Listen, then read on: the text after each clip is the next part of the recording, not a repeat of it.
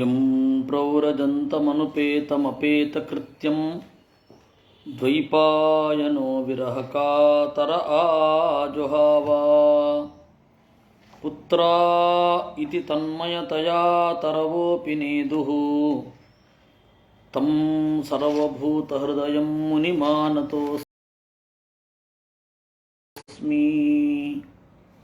ಯಸ್ಯಾನುಭಾವಮಖಿಲಶ್ರುತಿಸಾರಮೇಕಂ ಅಧ್ಯಾತ್ಮದೀಪಮತಿತಿತೀರ್ಷತಾಂ ತಮೋಂಧಂ ಸಂಸಾರಿಣಾಂ ಕರುಣಯಾಃ ಪುರಾಣಗುಹ್ಯಂ ತಂ ವ್ಯಾಸಸೂನುಮುಪಯಾಮಿ ಗುರುಂ ಮುನೀನಾಂ ನಾರಾಯಣಂ ನಮಸ್ಕೃತ್ಯ ನರಂ ಚೈವ ನರೋತ್ತಮಂ ದೇವೀಂ ಸರಸ್ವತೀಂ ವ್ಯಾಸಂ ತತೋ ಗ್ರಂಥಮುದೀರಯೇ. ಮಾತರ್ಮೇ ಮಾತರಿಶ್ವನ್ನ ಪಿತರತುಲಗುರೋ ಭ್ರಾತರಿಷ್ಟಾಪ್ತಬಂಧೋ ಸ್ವಾಮಿನ್ ಸರ್ವಾಂತರಾತ್ಮನ್ನ ಜರಜರಯಿತರ್ಜನ್ಮ ಮೃತ್ಯಾಮಯಾನಾಂ ಗೋವಿಂದೇ ದೇಹಿ ಭಕ್ತಿಂ ಭವತಿ ಚ ಭಗವನ್ನೂರ್ಜಿತಾಂ ನಿರ್ನಿಮಿತ್ತಾಂ ನಿರ್ವ್ಯಾಜಾಂ ನಿಶ್ಚಲಾಂ ಸದ್ಗುಣಗಣಬೃಹತೀಂ ಶಾಶ್ವತೀಂ ಆಶುದೇವಾ. ಹರಿ ಓಂ. ಪ್ರಮದಾಸು ನಗಾಥಾಸು ಸಂಗಂ ಕುರ್ಯಾದ್ ಬೃಹದ್ವ್ರತಃ ಸುಶೀಲೋ ಮಿತಭುಗ್ದಕ್ಷ ಶ್ರದ್ಧದಾನೋ ಜಿತೇಂದ್ರಿಯಃ ಯಾವದರ್ಥಂ ವ್ಯವಹರೇತ್ ಸ್ತ್ರೀಷು ಸ್ತ್ರೀ ನಿರ್ಜಿತೇಷು ಚ. ವರ್ಣದ ಧರ್ಮವನ್ನು ಹೇಳಿ ಈಗ ಆಶ್ರಮ ಧರ್ಮವನ್ನು ಹೇಳ್ತಾ ಇದ್ದಾರೆ. ಬ್ರಹ್ಮಚರ್ಯದಲ್ಲಿರುವವ ಹೇಗೆ ಇರಬೇಕು ಅನ್ನೋದನ್ನು ನಿರೂಪಣೆ ಮಾಡಿದ್ರು. ಮುಖ್ಯವಾಗಿ ಗುರು ಶುಶ್ರೂಷೆ. ಶುಶ್ರೂಷೆ ಯಾಕೆ ಮಾಡೋದು ಅಂತಂದರೆ ಗುಣಾನುಸಂಧಾನ. ಈ ಯಾವುದೇ ಕ್ರಿಯೆಯ ಹಿಂದಿನ ಸ್ಪಿರಿಟ್ ಮುಖ್ಯ ಆಗುತ್ತೆ. ಸ್ವವೃತ್ತಿಯನ್ನು ಯಾಕೆ ಮಾಡಬಾರದು ಅಂತಂದರೆ ಗುಣಾಪಕರ್ಷ. ನಮಗಿಂತ ನೀಚರಾದವರಲ್ಲಿ, ಅಂದರೆ ನಮಗಿಂತ ದಯೆ ಜ್ಞಾನ ಮೊದಲಾದವುಗಳು ಕಡಿಮೆ ಇದ್ದವರಲ್ಲಿ ದಾಸ್ಯವನ್ನು ಮಾಡಬಾರ್ದು. ಯಾಕೆ? ಅವ್ರ ಗುಣ ಬಂದ್ಬಿಟ್ರೆ ಕಷ್ಟ ನಮಗೆ ಅಷ್ಟೇ. ಅದರಿಂದಾಗಿ ಈಗ ಏನು ವ್ಯಾಖ್ಯಾನ ಮಾಡ್ತಾರೆ, ಹೊರಗಡೆ ಕೆಲಸ ಮಾಡುವವರೆಲ್ಲರೂ ಸ್ವವೃತ್ತಿಯಲ್ಲಿದ್ದಾರೆ ಅಂತ ಅಷ್ಟು ಬೇಕಿಲ್ಲ.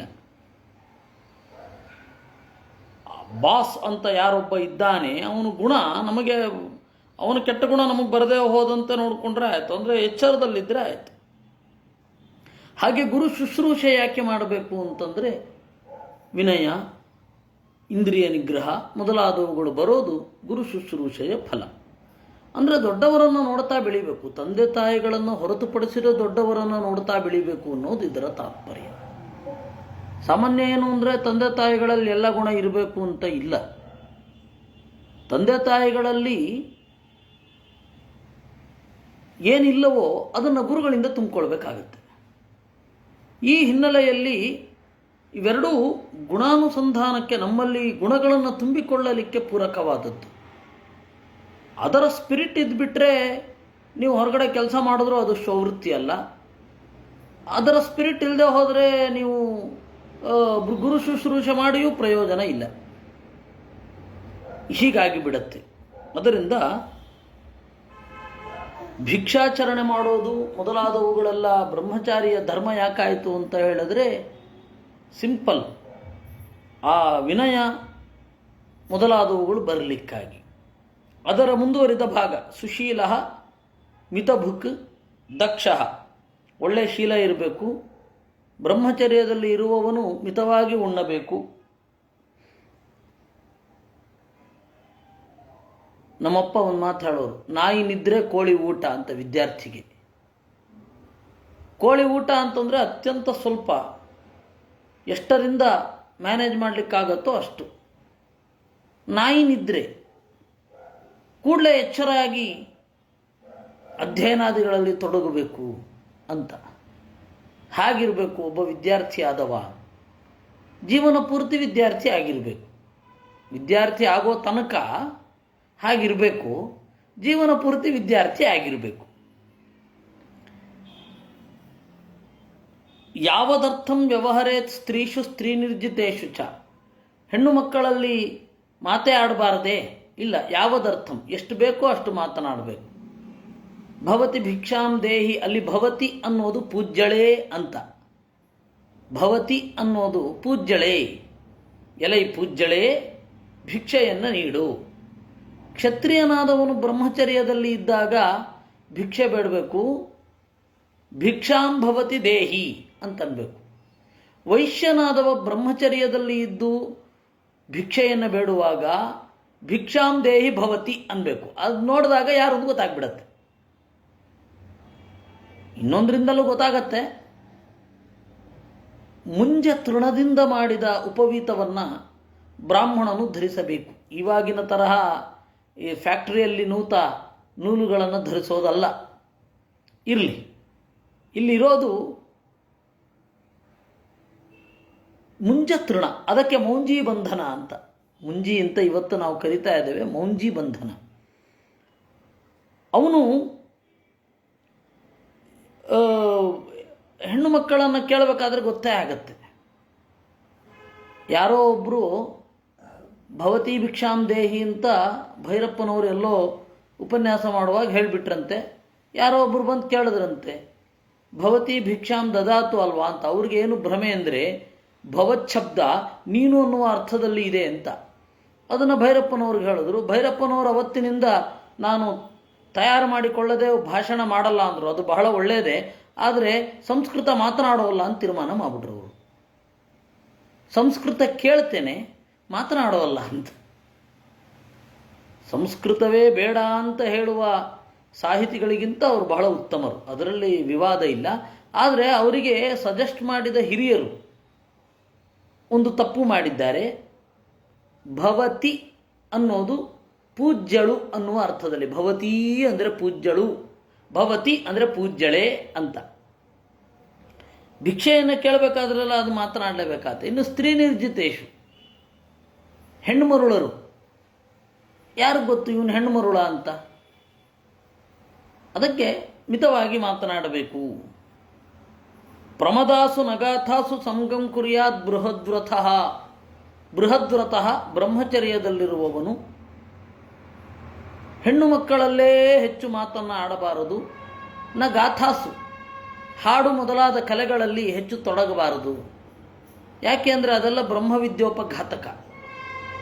ಅದಕ್ಕಾಗಿ ಸನ್ಯಾಸಿಗಳಿಗೆ ಕಲೆಯಲ್ಲಿ ನಿಷೇಧ ಇದೆ ಅನ್ನೋದು ನಿಮಗೆಲ್ಲರಿಗೂ ಗೊತ್ತಿದೆ. ಇಂದ್ರಿಯಾಣಿ ಪ್ರಮಾಥೀನಿ ಹರಂತ್ಯಪಿ ಯತೇರ್ಮನಃ. ಇಂದ್ರಿಯ ಅನ್ನೋದು ಸುಲಭವಾಗಿ ಜಾರುವಂಥದ್ದು, ಯತಿಯ ಮನಸ್ಸನ್ನು ಕೂಡ ಸೆಳೆದು ಬಿಡಬಹುದು. ಅದೆಲ್ಲ ಜ್ವಲಂತ ನಿದರ್ಶನಗಳು ನಿಮ್ಮ ಕಣ್ಮುಂದೆ ಇವೆ. ಅದರಿಂದಾಗಿ ಬ್ರಹ್ಮಚರ್ಯದಲ್ಲಿ ಇರುವವನು ಕಲೆ ಮೊದಲಾದವುಗಳಲ್ಲಿ ಸಂಘವನ್ನು ಮಾಡಬಾರದು. ಕೇಶ ಪ್ರಸಾದನೋನ್ಮರ್ದ ಸ್ತಪನಾಭ್ಯಂಜನಾದಿಕಂ ಗುರುಸ್ತ್ರೀಭಿರ್ಯುವತಿಭಿ ಕಾರಯೇನ್ನಾತ್ಮನೋ ಯುವ. ಕೇಶಪ್ರಸಾದನ, ಚೆನ್ನಾಗಿ ಕೂದಲು ಕತ್ತರಿಸಿಕೊಳ್ಳುವುದು. ಉನ್ಮರ್ದ, ಚೆನ್ನಾಗಿ ಮೈಯನ್ನು ಮಸಾಜ್ ಮಾಡಿಸಿಕೊಳ್ಳುವುದು. ಸ್ನಪನ, ತನ್ನ ಅಂಗಾಂಗಗಳು ಹೊಳೆಯುವಂತೆ ತಿಕ್ಕಿ ತಿಕ್ಕಿ ತೊಳೆದುಕೊಳ್ಳೋದು. ಅಭ್ಯಂಜನ ಮೊದಲಾದವುಗಳನ್ನು ಬ್ರಹ್ಮಚರ್ಯದಲ್ಲಿ ಇರುವವನು ಮಾಡ್ಕೋಬಾರದು. ಯಾಕೆ ಅಂದರೆ ಹೆಣ್ಣು ಮಕ್ಕಳು ಅವನಿಂದ ಆಕೃಷ್ಟರಾಗ್ತಾರೆ. ಇವನಿಗೂ ನಾನು ಚಂದ ಇದ್ದೇನೆ ಅನ್ನುವ ಕಾನ್ಷಿಯಸ್ ಮೂಡಿ ಅವನು ಹೆಣ್ಣು ಮಕ್ಕಳ ಹತ್ರ ದೃಷ್ಟಿ ಹರಿಸ್ತಾನೆ. ಅದರಿಂದಾಗಿ ಬ್ರಹ್ಮಚರ್ಯದಲ್ಲಿರುವವನು ಇದ್ಯಾವುದೂ ಮಾಡಿಕೊಳ್ಳಬಾರದು ಅಂತ ಹಿಂದೆ ನಿಯಮ ಇತ್ತು. ನನ್ವಗ್ಜಿ ಪ್ರಮದಾನಾಮ ಘೃತಕುಂಭ ಪುಮಾನತಃ ಸುತಾಮಪಿ ರಹೋಜಹ್ಯಾತ್ ಅನ್ಯದಾ ಯಾವದರ್ಥಕೃತ್. ನನ್ವಗ್ನಿ ಪ್ರಮದಾನಾಮ, ಹೆಣ್ಣು ಅಂತಂದರೆ ಬೆಂಕಿ ಇದ್ದ ಹಾಗೆ. ಘೃತಕುಂಭ ಸುಮಪುಮಾನ್, ಗಂಡು ಅಂತಂದರೆ ತುಪ್ಪದ ಮಡಿಕೆ ಇದ್ದ ಹಾಗೆ. ಸುತಾಮಪಿ ರಹೋಜಹ್ಯಾತ್, ಅದರಿಂದಾಗಿ ವಯಸ್ಸಿಗೆ ಬಂದ ಮಗಳಲ್ಲಿ ಏಕಾಂತದಲ್ಲಿ ಇರಬಾರದು ಅಂತ ಹೇಳ್ತಾರೆ. ಅಂದರೆ ಅದರ ಅರ್ಥ ಇರಬಾರದು ಅಂತ ಅರ್ಥ ಅಲ್ಲ ನೋಡಿ. ತಥೋ ಜಹ್ಯಾತ್ ಅನ್ಯದಾ ಯಾವದರ್ಥಕೃತ್. ತೀರಾ ವಿಧಿಯೇ ಇಲ್ಲದೆ ಹೋದಾಗ ಒಂದೇ ರೂಮಿನಲ್ಲಿ ಇರಬೇಕಾಗ್ತದೆ. ಅದರ ಸ್ಪಿರಿಟ್ ತೆಗೆದುಕೊಳ್ಳಿ ಅಂದರೆ ಅಷ್ಟು ಎಚ್ಚರದಿಂದ ಇರಬೇಕು ಅಂತ ಅಷ್ಟೇ ಅರ್ಥ. ಕಲ್ಪಯೇದಾತ್ಮನೋ ಯಾವದಾಭಾಸಮಿದಮೀಶ್ವರ ದ್ವೈತಂ ತಾವನ್ ವಿರಮೇತ್ ತಥೋ ಹ್ಯಸ್ಯ ವಿಪರ್ಯಯ ಅಂತ ನಿರೂಪಣೆ ಮಾಡುತ್ತಾರೆ. ವಸ್ತು ಯಥಾರ್ಥ ಜ್ಞಾನದಿಂದ ವಸ್ತುಗಳನ್ನು ಗುರುತಿಸಬೇಕು. ಕಲ್ಪಯೇತ್ ಆತ್ಮನೋ ಯಾವತ್ ಆಭಾಸಮಿದಮೀಶ್ವರ. ಆಭಾಸ ಅಂತಂದರೆ ತೋರೋದು, ವಸ್ತು ಇದ್ದಂತೆ ತೋರೋದು. ದ್ವೈತಂ ತಾವನ್ ನವಿರಮೇತ್. ದ್ವೈತ ಅಂತಂದರೆ ವಸ್ತುವೇ ಒಂದು ತರಹ, ನಮ್ಮ ಜ್ಞಾನವೇ ಒಂದು ತರಹ. ಇದನ್ನು ದ್ವೈತ ಅಂತ ಕರೀತಾರೆ. ದ್ವೈತದಿಂದ ವಿರಮಿಸಬೇಕು ಅಂದರೆ, ದ್ವೈತ ಅಂದರೆ ಭೇದ ಅಲ್ಲ. ಯಾಕೆಂದರೆ ಭೇದ ಎರಡಲ್ಲ. ಅದು ಭೇದ ಅಂದರೆ ಇವರೆಲ್ಲ ಏನಂತ ಅಂದ್ಕೊಂಡ್ಬಿಟ್ಟಿದ್ದಾರೆ, ಎರಡು ಅಂತ. ಎರಡಲ್ಲ, 1000 ಪದಾರ್ಥಗಳು ಭಿನ್ನ ಭಿನ್ನವಾಗಿ ಇರ್ತದೆ. ಈ ಪೆದ್ದರು ಮಾಡಿರೋದು ಮಧ್ವಾಚಾರ್ಯರು 2 ಬೆರಳು ಹಿಡಿದಿದ್ದಾರೆ ಅಂತ. 2 ಬೆರಳು ಎಲ್ಲಿ ಹಿಡಿದದ್ದು? 2 ಬೆರಳು ಹಿಡಿಲೇ ಇಲ್ಲ ಅವರು ಜ್ಞಾನ ಮುದ್ರೆ. ನೀವು ಬೇಕಂದರೆ ಉಡುಪಿಯಲ್ಲಿ ಇರುವ ಪ್ರಾಚೀನ ಮೂರ್ತಿಯನ್ನು ನೋಡ್ರಿ. ಕೃಷ್ಣ ಮಠದ ಮುಂದೆ ಬರ್ತಾ ಗರ್ಭಗುಡಿಯ ಬಾಗಿಲಲ್ಲಿ ಒಂದು ಮೂರ್ತಿ ಇದೆ, ಜ್ಞಾನಮುದ್ರೆಯನ್ನು ಹಿಡಿದ ಮೂರ್ತಿ. ತ್ರಿವಿಕ್ರಮ ಪಂಡಿತರು ಮಧ್ವರನ್ನ ಉಗುರಿನಿಂದ ಹಿಡಿದು ತಲೆಯವರೆಗೆ ವರ್ಣನೆ ಮಾಡಿದ್ದಾರೆ. ಪ್ರಣತವಾನ್ ಪ್ರಾಣಿನಾಂ ಪ್ರಾಣಭೂತಂ ಪ್ರಣತಿಭಿ ಪ್ರೀಣಯೇ ಪೂರ್ಣಬೋಧಂ ಅಂತ ಆ ಹಾಡು. ಆ ಹಾಡಿನಲ್ಲಿ ಯಾವ ರೀತಿ ವರ್ಣನೆ ಮಾಡಿದ್ದಾರೆ ಆ ತರಹ ಈಗ ನಮ್ಮ 2 ಬೆರಳುಗಳನ್ನು ಹಿಡಿದಿರುವ ಮಧ್ವಾಚಾರ್ಯರ ಪ್ರತಿಮೆ ಇಲ್ಲ. ಅದರಿಂದಾಗಿ ಅದನ್ನು ಅನುಸರಿಸಬಾರದು. ದ್ವೈತ ಅಂತಂದರೆ ನಾವು ಹೇಳ್ತಾ ಇಲ್ಲ. ಯಾಕೆಂದರೆ ಭೇದ 2 ಅಂತ ಯಾರು ಹೇಳಿದ್ದು? ಭೇದ ಸಾವಿರಾರು ಇರೋದು. ಜಗತ್ತಿನ ಪ್ರತಿಯೊಂದು ವಸ್ತುವಿಗೆ ಅನಂತ ವಸ್ತುವಿನಿಂದ ಭೇದ ಇರುತ್ತೆ. ಭೇದವು ಧರ್ಮ ಸ್ವರೂಪ. ಅದನ್ನು ಸುಲಭವಾಗಿ ಹೇಳೋದಾದರೆ there is no difference between difference and different. ಡಿಫ್ರೆನ್ಸ್ಗೂ ಡಿಫರೆಂಟ್ಗೂ ಡಿಫ್ರೆನ್ಸ್ ಇಲ್ಲ. ಆದ್ದರಿಂದ ಭೇದ ಅಂದರೆ 2 ಅಂತ ಅದು ಯಾವ ಮುಟ್ಟಾಳ ಹೇಳೋದನ್ನೋ ದೇವರಿಗೆ ಗೊತ್ತು. ಭೇದ ಅಂದರೆ 2 ಅಲ್ಲ. ಭೇದ ಅಂತ ಹೇಳಿದರೆ ಅನಂತ ಭೇದಗಳೇ ಕಣ್ಮುಂದೆ ಬರುತ್ತೆ. ಏಕೆಂದರೆ ಒಂದು ವಸ್ತು, ಜಗತ್ತಿನ ಪ್ರತಿಯೊಂದು ವಸ್ತು ಅನಂತ ವಸ್ತುಗಳಿಗಿಂತ ಭಿನ್ನ. ನಾವೊಂದು ಮೊಬೈಲು ಅಂತ ಹೇಳಿದ ಕೂಡಲೇ ಇದು ನನ್ನ ಮೊಬೈಲು ಅಂತ ಹೇಳಿದಾಗ ಈ ಮೊಬೈಲು ಲಕ್ಷಾಂತರ ಪದಾರ್ಥಗಳಿಗಿಂತ ಭಿನ್ನ. ಇದು ಕಿಟಕಿ ಅಲ್ಲ, ಕಬ್ಬಿಣ ಅಲ್ಲ, ಬಾಗಿಲಲ್ಲ, ಮನುಷ್ಯ ಅಲ್ಲ, ಮನುಷ್ಯರಲ್ಲಿ ಯಾವ ಮನುಷ್ಯರೂ ಅಲ್ಲ. ಎಷ್ಟು ಭೇದಗಳು ಅರಿವಿಗೆ ಬರುತ್ತೆ. ಒಂದು ಪದ ಹೇಳಿದ ಕೂಡಲೇ ಅದರ ಜೊತೆಗೆ ಇರುವ ಲಕ್ಷಾಂತರ ಭೇದಗಳನ್ನು ಒಮ್ಮೆಲೆ ಮನಸ್ಸು ಗ್ರಹಿಸಿಬಿಡುತ್ತೆ. ಅದು ಹೆಂಗೆ ಭೇದ ಅಂದರೆ 2 ಅಂತಾರಪ್ಪ, ನಮಗೆ ಅರ್ಥವೇ ಆಗಲ್ಲ. ಅದಕ್ಕೆ ಆಚಾರ್ಯರು ದ್ವೈತ ಅಂತಂದರೆ ಅನ್ಯಥಾ ಜ್ಞಾನ. ಯಾಕೆಂದರೆ ವಸ್ತು ಇರೋದು ಒಂದು ರೀತಿ, ತಿಳ್ಕೊಳ್ಳೋದು ಇನ್ನೊಂದು ರೀತಿ. ಅದನ್ನು ದ್ವೈತ ಅಂತ. ದ್ವೈತಂ ತಾವನ್ ಅವಿರಮೇತ್ ತಥೋ ಹ್ಯಸ್ಯ ವಿಪರ್ಯಯ. ಅನ್ಯಥಾ ಜ್ಞಾನ ನಿವೃತ್ತಿ ಆಗುವ ತನಕ ಬಿಡುಗಡೆ ಇಲ್ಲ. ಅಂದರೆ ತಾತ್ಪರ್ಯ ಇದು, ಜ್ಞಾನಕ್ಕಾಗಿ ಈ ಬಾಳು. ನಮಗೆ ತಿಳಿದುಕೊಳ್ಳುವ ಎಲ್ಲ ಸಾಧ್ಯತೆಗಳು ಇದೆ. There are many possibilities to know. ನಮಗೆ ಆ ಸಾಧ್ಯತೆಗಳಿದೆ. ಒಳ್ಳೆಯ ವಾಗೀಂದ್ರಿಯ ಇದೆ, ಯೋಚನೆ ಮಾಡುವಂತಹ ಪ್ರಜ್ಞೆ ಇದೆ, ಶಾಸ್ತ್ರವನ್ನು ಓದಲಿಕ್ಕೆ ಅನುಕೂಲಕರವಾದ ವಾತಾವರಣ ಇದೆ, ಜ್ಞಾನಿಗಳು ಇದ್ದಾರೆ. ಹುಡ್ಕೊಂಡು ಹೋದರೆ ಖಂಡಿತ ಸಿಗ್ತಾರೆ. ಹೀಗೆ ಎಲ್ಲ ಅನುಕೂಲತೆಗಳನ್ನು ದೇವರು ಒದಗಿಸಿದ್ದಾನೆ. ಯಾಕೆ? ತಿಳ್ಕೊಳ್ಳಿ ಅಂತ. ಇಷ್ಟರ ಮಧ್ಯದಲ್ಲಿ ನಿಮಗೆ ಯಾರದು ಸಮಾಧಾನ ಆಗಲಿಲ್ಲ ಅಂದರೆ ಆಚಾರ್ಯರನ್ನೇ ಗುರುಗಳು ಅಂತ ಸ್ವೀಕರಿಸಿ ಓದಿದರೆ ಹೊಳಸಲಿಕ್ಕೆ ವರಾಹ ಇದ್ದಾನೆ. ಇನ್ನೇನು? ನೀವು ಆ ರೀತಿ ಒಳಗಡೆ ಪೂರ್ತಿಯಾಗಿ ಅಂತರ್ಮುಖರಾಗಿ ಓದ್ತಾ ಕೂತ್ರೆ ದೇವರು ಹೊಳೆಯಿಸ್ತಾನೆ. ಇಷ್ಟೆಲ್ಲ ಅನುಕೂಲತೆಗಳಿರುವಾಗ ಓದಬೇಕು ಅಥವಾ ಅಧ್ಯಯನ ಮಾಡಬೇಕು, ತಿಳ್ಕೊಳ್ಬೇಕು. ಅದರಿಂದಾಗಿ ಜೀವನದ ಗುರಿ ಏನು? ಜ್ಞಾನದ ಕಡೆಗಿನ ನಿರಂತರ ಪ್ರಯಾಣ. ದ್ವೈತಂ ತಾವನ್ ನವಿರಮೇತ್ ತಥೋಹ್ಯಸ್ಯ ವಿಪರ್ಯಯ. ಎಲ್ಲಿಯ ತನಕ ಅಯಥಾರ್ಥ ಜ್ಞಾನ ನಾಶ ಆಗುವುದಿಲ್ಲವೋ ಅಲ್ಲಿಯ ತನಕ ಬಂಧನದಿಂದ ಬಿಡುಗಡೆ ಇಲ್ಲ. ಮುಕ್ತಿ ಅನ್ನೋದು ಅದು ಕಾಂಟ್ರಾಕ್ಟ್ ಬೇಸಿಸ್ ಮೇಲೆ ಬರುವಂಥದ್ದಲ್ಲ. ನೀವು ಯಥಾರ್ಥ ಜ್ಞಾನವನ್ನು ಹೊಂದಿಯೇ ಬಿಡುಗಡೆ ಹೊಂದಬೇಕು. ಯಥಾರ್ಥ ಭಕ್ತಿಯುಕ್ತವಾದ ಜ್ಞಾನದಿಂದ ಮುಕ್ತಿ. ಅದರಿಂದ ದ್ವೈತಂ ತಾವನ್ ನವಿರಮೇ ತಥೋಹಿ ಅಸ್ಯ ವಿಪರ್ಯಯ. ಬಹುತ್ವೇನೈವ ವಸ್ತೂನಾಂ ಯಥಾರ್ಥ ಜ್ಞಾನ ಮುಚ್ಯತೆ. ವಸ್ತುಗಳು ಬಹಳ, ಅದನ್ನು ತಿಳಿದುಕೊಳ್ಳೋದು ಯಥಾರ್ಥ ಜ್ಞಾನ. ಅದ್ವೈತ ಜ್ಞಾನಮಿತ್ಯೇವ. ವಸ್ತು ಹೇಗಿದೆಯೋ ಹಾಗೆ ತಿಳ್ಕೊಳ್ಳೋದು ಅದ್ವೈತ. ಶಂಕರರು ಅದ್ವೈತ ಅಂತ ಹೇಳಿ ಬಳಸಲಿಲ್ಲ, ಮಾಯಾ ಅಂತಲೇ ಬಳಸಿದ್ದು. ಅದನ್ನು ಇವರು ಅದ್ವೈತ ಅದ್ವೈತ ಅಂದರು. ಮಧ್ವರು ಎಲ್ಲಿಯೂ ಕೂಡ ದ್ವೈತ, ನನ್ನ ಮತ ದ್ವೈತ ಅಂತ ಆಚಾರ್ಯರೇ ಹೇಳಲಿಲ್ಲ. ಸ್ವಯಂ ವಾದಿರಾಜರು ಏನು ಹೇಳಿದ್ದು? ಮಹತ್ಯಸ್ಮಿನ್ ತತ್ವವಾದೇ ಗರೀಯಸಿ ಭರೋಮಮ ಅಂದರು. ಹಿರಿದಾದ ತತ್ವವಾದ, ಆ ತತ್ವವಾದದಲ್ಲಿ ನನ್ನ ಭರ ಇದೆ, ಇಂಟೆನ್ಸಿವ್ ಆಗಿ ಅದನ್ನು ಪ್ರತಿಪಾದನೆ ಮಾಡ್ತೇನೆ ಅಂದರು. ತತ್ವವಾದ ಅಂತ ಬಳಸಿದ್ದು. ಆಮೇಲೆ ದ್ವೈತ ಅದ್ವೈತ ಅಂತ ಹೇಳಿ ಸರಳೀಕರಣ, ವಿಷಯದ ಸರಳೀಕರಣ ಆಗ್ತಾ ಆಗ್ತಾ ಆಗ್ತಾ ಅದು ಅವ್ಯವಸ್ಥೆ ಆಗೇ ಆಗತ್ತೆ. ಈ Stephen Hawking history of everything ಅಂತ ಹೇಳಿ ಒಂದು ಪುಸ್ತಕ ಬರೆದಿದ್ದಾನೆ. ಅದರಲ್ಲಿ ಕಡೆಗೊಮ್ಮೆ ಈ ರೀತಿ ಆತಂಕವನ್ನು ವ್ಯಕ್ತಪಡಿಸ್ತಾನೆ. ನೋಡಿ, ನ್ಯೂಟನ್ನು ಅಷ್ಟು ಕಷ್ಟಪಟ್ಟು ಕಂಡುಹಿಡಿದಿದ್ದು ಇವತ್ತು 5ನೇ ಕ್ಲಾಸ್ ಮಕ್ಕಳು ಓದ್ಬಿಡ್ತಾರೆ. ನ್ಯೂಟನ್ಗಿಂತ ಗ್ರೇಟ್ ಅವರು?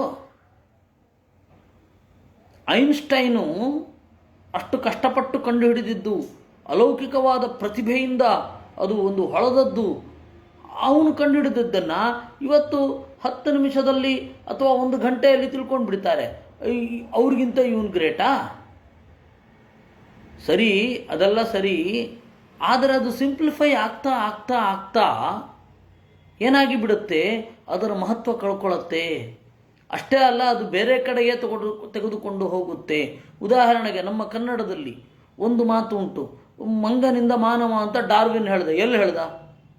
ನೀವು ಆರಿಜಿನ್ ಆಫ್ ಸ್ಪೀಶೀಸ್ ಓದಿರಿ, ಮಂಗನಿಂದ ಮಾನವ ಅಂತ ಅವನು ಹೇಳಲೇ ಇಲ್ಲ. ಹೇಳಿದ್ದು ಅಲ್ಡಸ್ ಹಕ್ಸ್ಲಿ.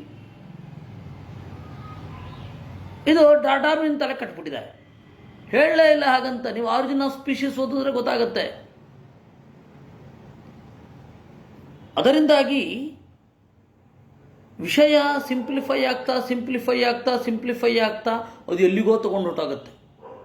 ಅದರಿಂದಾಗಿ ಮೂಲವಾಗಿ ಓದಬೇಕು ಅದನ್ನು. ಅದರಿಂದ ನಾವು ಏನು ಮಾಡಬೇಕು? ದ್ವೈತ ಮತ್ತು ಅದ್ವೈತ ಅನ್ನೋದರ ಯಥಾರ್ಥವನ್ನು ಗ್ರಹಿಸಬೇಕು. ದ್ವೈತ ಅಂತ ಹೇಳಿದರೆ ಭ್ರಮೆ, ಅದ್ವೈತ ಅಂದರೆ ಯಥಾರ್ಥ ಜ್ಞಾನ. ಯಥಾ ಜ್ಞಾನಂ ತಥಾ ವಸ್ತು, ಯಥಾ ವಸ್ತು ತಥಾ ಮತಿ. ವಸ್ತು ಹೇಗಿದೆಯೋ ಹಾಗೆ ತಿಳಿದುಕೊಳ್ಳೋದೇನಿದೆ ಅದನ್ನು ಅದ್ವೈತ ಅಂತ ಕರೀತಾರೆ. ನೈವಂ ಜ್ಞಾನಾರ್ಥಯೋರ್ಭೇದ ತತ ಏಕತ್ವ ವೇದನಂ. ಹಾಗಂತ ಹೇಳಿ ಜ್ಞಾನವು ಮತ್ತು ವಸ್ತುವು ಒಂದೇ ಅಂತ ಅನ್ಬೇಡಿ. ಅದು ಬೌದ್ಧರ ಸಿದ್ಧಾಂತ. ನಿಮ್ಮ ಜ್ಞಾನವೇ ವಸ್ತುವಾಗಿ ಪರಿಣಾಮ ಆಯಿತು ಅಂತ ಬೌದ್ಧರು ಹೇಳ್ತಾರೆ. ವೈಜ್ಞಾನಿಕರು ಅಂತ ಅವರನ್ನು ಕರೀತಾರೆ. ಅದನ್ನು ಇನ್ನೊಂದು ರೀತಿಯಲ್ಲಿ ದೃಷ್ಟಿ ಸೃಷ್ಟಿವಾದ ಅಂತಾರೆ. ನೀವು ಕಂಡ್ರೆ ವಸ್ತು ಇರೋದು, ಅದರಿಂದಾಗಿ ನಿಮ್ಮ ಜ್ಞಾನವೇ ವಸ್ತುವಾಗಿ ಬದಲಾಗಿರೋದು ಅಂತ ಒಂದು ವಿಚಿತ್ರವಾದ ವಾದ.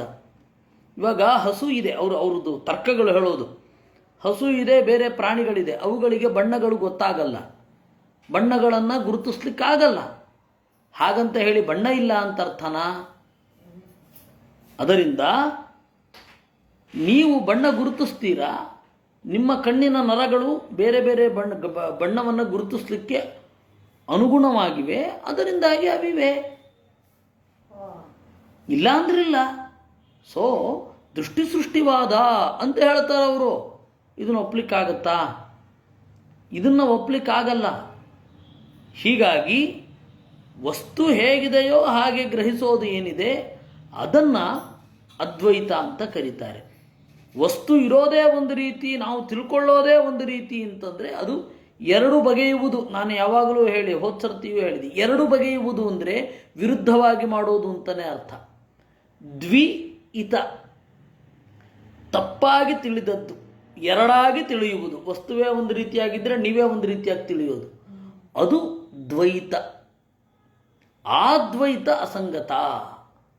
ಅದನ್ನು ಹೇಳಿದ್ದು ನೈವಂ ಜ್ಞಾನಾರ್ಥಯೋರ್ಭೇದ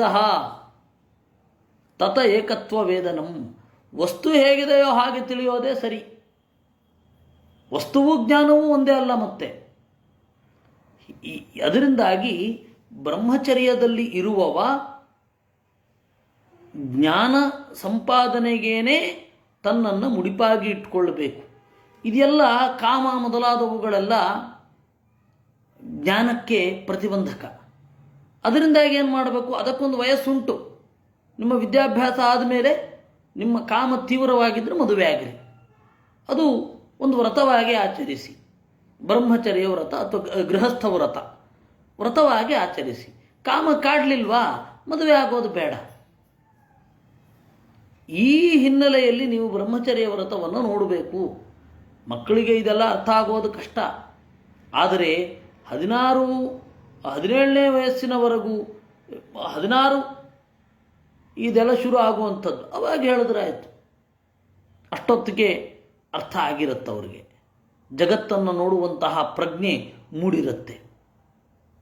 ಹೀಗಾಗಿ ಬ್ರಹ್ಮಚರ್ಯ ವ್ರತದಲ್ಲಿ ಇರುವವ ಉಪನಯನ ಅಂದ್ರೆ ಅದೇ. ಈ ತಾಯಿಯ ಗರ್ಭದಿಂದ ಹೊರಗಡೆ ಬಂದು ವೇದವೆಂಬ ತಾಯಿಯ ಗರ್ಭದ ಒಳಗಡೆ ಪ್ರವೇಶ ಮಾಡೋದನ್ನೇ ಉಪನಯನ, ಮುಂಜಿ ಅಂತ ಹೇಳುವುದು. ಅದರಿಂದ ಏತಚ್ಚಾನ್ಯತ್ ಗೃಹಸ್ಥಸ್ಯ ಸಮಾಮ್ನಾತಂ ಯತೇರಪಿ ಗುರುವೃತ್ತಿರ್ವಿಕಲ್ಪೇನ ಗೃಹಸ್ಥಸ್ಯ ಋತುಗಾಮಿನಃ. ಏತಚ್ಚ ಅನ್ಯದ್ ಗೃಹಸ್ಥಸ್ಯ, ಇದು ಈ ಜ್ಞಾನನಿಷ್ಠತ್ವ ಅನ್ನೋದು ಗೃಹಸ್ಥನಿಗೂ ಇರಬೇಕು, ಯತಿಗೂ ಇರಬೇಕು. ಗೃಹಸ್ಥನಿಗೆ ಜ್ಞಾನನಿಷ್ಠತ್ವ ಇಲ್ಲ, ಯಾರು ಹೇಳಿದ್ದು? ಬೇಕಿಲ್ಲ. ಗೃಹಸ್ಥನೂ ಜ್ಞಾನನಿಷ್ಠನೇ ಆಗಿರಬೇಕು. ಗೃಹಸ್ಥನಿಗೆ ಕರ್ಮಗಳ ಭಾರ ಜಾಸ್ತಿ ಇರುತ್ತೆ. ಯಾಕೆ ಅಂತ ಹೇಳಿದರೆ, ಒಂದು ಮಗು ಹುಟ್ಟಿತು ಅಂತಂದರೆ 16 ಇದು ಸಂಸ್ಕಾರಗಳನ್ನು ಕೊಡಿಸುವಂತಹ ಜವಾಬ್ದಾರಿ ಬೀಳತ್ತಲ್ವೇ. ಆಮೇಲೆ ವ್ರತಾದಿಗಳಿರ್ತದೆ, ಆಮೇಲೆ ಅತಿಥಿ ಸತ್ಕಾರ ಮೊದಲಾದವುಗಳಿರ್ತದೆ. ಇದರೆಲ್ಲದರ ಜೊತೆಗೆ ಅವನು ಅಧ್ಯಯನ ಮಾಡಬೇಕು. ಇದು ಗೃಹಸ್ಥನಿಗೆ. ಇನ್ನು ಸನ್ಯಾಸಿ, ಅವನಿಗೆ ಅದಕ್ಕಾಗಿ ಅವನಿಗೆ ಕಾಮ್ಯಕರ್ಮಗಳ ಬಂಧವೇ ಇಲ್ಲ. ಅವನಿಗೆ ಹಬ್ಬ ಇಲ್ಲ, ಏನಿಲ್ಲ. ಏಕಾದಶಿ ವ್ರತ ಬಿಟ್ಟು, ಕೃಷ್ಣಾಷ್ಟಮಿ ವ್ರತ ಬಿಟ್ಟು ಇನ್ನೊಂದು ಹಬ್ಬ ಇಲ್ಲ ಅವನಿಗೆ. ಹಬ್ಬ ಮಾಡೋ ಅಗತ್ಯವೇ ಇಲ್ಲ. ಗೃಹಸ್ಥರು ಮಾಡೋ ಅಗತ್ಯ ಇಲ್ಲ, ವ್ರತವನ್ನು ಮಾಡಿದ್ರೆ ಸಾಕು. ಆದರೆ ಸಾಮಾಜಿಕವಾಗಿ ಮತ್ತು ಸಹಜವಾಗಿ ಒಂದು ಮನೆಯಲ್ಲಿ ಇರುವವರಿಗೆ ಒಂದು ಸ್ಪಿರಿಚುವಲೈಸ್ಡ್ ಈವೆಂಟ್ಸ್ ನಡೆಸಬೇಕು ಅಂತ ಇರುತ್ತೆ. ಅದಕ್ಕಾಗಿ ಸಂಸ್ಕಾರಗಳನ್ನು ಮಾಡಬೇಕಾಗತ್ತೆ. ಇಷ್ಟು ಬಿಟ್ಟರೆ ಜ್ಞಾನನಿಷ್ಠತ್ವ ಇದ್ದೇ ಇದೆ. ಜ್ಞಾನನಿಷ್ಠತ್ವ ಬೇಕೇ ಬೇಕು ಒಬ್ಬ ಗೃಹಸ್ಥನಿಗೆ. ಒಬ್ಬ ಸನ್ಯಾಸಿಗಂತೂ ಇದ್ದೇ ಇದೆ. ಗುರುವೃತ್ತಿರ ವಿಕಲ್ಪೇನ ಗೃಹಸ್ಥಸ್ಯ ಋತುಗಾಮಿನಃ. ಇನ್ನು ಗೃಹಸ್ಥನು ಬ್ರಹ್ಮಚಾರಿಯೇ. ಹೇಗೆ? ಋತುಗಾಮಿನಃ, ಋತುವಿನಲ್ಲಿ ಮಾತ್ರ ಸೇರಿದರೆ. ಅಂಜನಾಭ್ಯಂಜನೋನ್ಮರ್ದ ಸ್ರಗ್ವ್ಯಲೇಪಾಮಿಷಂ ಮಧು ಸ್ರಗ್ಗಂಧಲೇಪಾಲಂಕಾರ ತ್ಯಜೇಯುರಿಯೇ ಧೃತವ್ರತಾಃ. ಕಾಡಿಗೆ ಹಚ್ಚಿಕೊಳ್ಳೋದು, ಚೆನ್ನಾಗಿ ನೀರು ಹಾಕಿಕೊಳ್ಳೋದು, ಮೈ ಕೈಗಳಿಗೆ ಹಿತವಾಗಿ ಮಸಾಜ್ ಮಾಡಿಸಿಕೊಳ್ಳುವುದು, ಆಮೇಲೆ ಒಳ್ಳೆಯ ಹಾರವನ್ನು ತೊಟ್ಟುಕೊಳ್ಳುವುದು, ಗಂಧವನ್ನು ಪೂಸಿಕೊಳ್ಳುವುದು, ಪುಷ್ಟಿಕರವಾದ ಪದಾರ್ಥವನ್ನು ತಿನ್ನುವುದು, ಉತ್ಕೃಷ್ಟವಾದ ಪೇಯವನ್ನು ಕುಡಿಯುವುದು, ಇವುಗಳನ್ನು ಗೃಹಸ್ಥರು ತ್ಯಾಗ ಮಾಡಬಹುದು. ತ್ಯಾಗ ಮಾಡಲೇಬೇಕು ಅಂತ ಇಲ್ಲ, ತ್ಯಾಗ ಮಾಡಿದ್ರೆ ತೊಂದರೆ ಇಲ್ಲ. ನಿಮಗೆ ಸುಖ ಅಂತ ಕಂಡರೆ ಅದನ್ನು ಪಾಲನೆ ಮಾಡಿ, ಇಲ್ಲದಿದ್ದರೆ ಇದನ್ನು ಅನುಭವಿಸಬಹುದು, ಏನು ತೊಂದರೆ ಇಲ್ಲ. ತ್ಯಜೇಯು ಬಿಡಬಹುದು. ವ್ರತ ಇಟ್ಟುಕೊಂಡವರು ಇದನ್ನು ಬಿಡಬಹುದು, ಇದರ ಜೊತೆಗೇನೆ ಮಾಡಬಹುದು. ಏಕೆಂದರೆ ನಿಷಿದ್ಧವಾದ ಸುಖವನ್ನು ಮಾತ್ರ ಪಡೆಯಲಿಕ್ಕೆ ಶಾಸ್ತ್ರ ಬೇಡ ಅನ್ನೋದು. ಅನಿಷಿದ್ಧವಾದ ಸುಖವನ್ನು ತ್ಯಾಗ ಮಾಡೋ ಅಗತ್ಯ ಇಲ್ಲ. ಅನಿಷಿದ್ಧ ಪರಿತ್ಯಾಗಿ ಪಶುರೇವ ನ ಸಂಶಯ ಅಂತ ಶಾಸ್ತ್ರ. ಯಾವುದು ನಿಷಿದ್ಧ ಅಲ್ಲವೋ ಅದನ್ನು ಬಿಡೋ ಅಗತ್ಯ ಇಲ್ಲ. ಯಾವುದು ನಿಷಿದ್ಧವಾದದ್ದೋ ಅದನ್ನು ಬಿಡೋದರತ್ತ ಗಮನ ಹರಿಸಬೇಕು. ಇದು ನಮ್ಮ ಮುಂದೆ ಇರುವಂಥದ್ದು. ಅದರಿಂದ ಬ್ರಹ್ಮಚರ್ಯದಲ್ಲಿರುವವನು ಇದ್ಯಾವುದನ್ನು ಮಾಡಿಕೊಳ್ಳೋ ಹಾಗೆ ಇಲ್ಲ. ಇವಾಗ ಸೆಂಟ್ ಹಾಕ್ಕೊಳ್ತಾರೆ, ಅದ್ರ ಬದಲು ಆಗ ಹೂಮಾಲೆಯನ್ನು ಹಾಕಿಕೊಳ್ತಾ ಇರ್ತಿದ್ರು ಅಷ್ಟೇ. ಹೂಮಾಲೆಯನ್ನು ಹಾಕಿಕೊಳ್ಳೋದು ಧರ್ಮ ಅಲ್ಲ, ಸೆಂಟ್ ಹಾಕಿಕೊಳ್ಳೋದು ಅಧರ್ಮ ಅಲ್ಲ. ಅದರ ಯಾಕೆ ಬೇಕು ಅಂತ ಹೇಳಿ ಪ್ರಶ್ನೆ ಕೇಳಿಕೊಂಡ್ರೆ ಮುಗೀತು. ಮೈಯೆಲ್ಲ ಪರಿಮಳ ಬೀರಲಿ ಅಂತ ಹೇಳಿ ಅಲ್ವಾ ಹೂಮಾಲೆಯನ್ನು ಹಾಕ್ಕೊಳ್ತಾ ಇದ್ದದ್ದು. ಈಗ ಅದರ ಬದಲು ಸೆಂಟ್ ಹಾಕ್ಕೊಳ್ತಾರೆ. ಇಲ್ಲ, ನಾವು ಹೂಮಾಲೆಯನ್ನು ಹಾಕಿಕೊಳ್ತೇವೆ ಅಂದರೆ ಹಾಕ್ಕೊಳ್ಳಿ, ಇವತ್ತಲ್ಲ ನಾಳೆ ಒಂದು ಫ್ಯಾಷನ್ ಆಗುತ್ತೆ. ಇವತ್ತು ತಮಾಷೆ ಮಾಡಿದವರು ನಾಳೆ ಒಂದು ಫ್ಯಾಷನ್ ಆಗುತ್ತೆ. ನೀವು ಹೂಮಾಲೆ ಹಾಕೊಂಡು ಓಡಾಡಿ, ಖಂಡಿತ ನಾಳೆ ಫ್ಯಾಷನ್ ಆಗದೆ ಹೋದರೆ ಕೇಳಿ.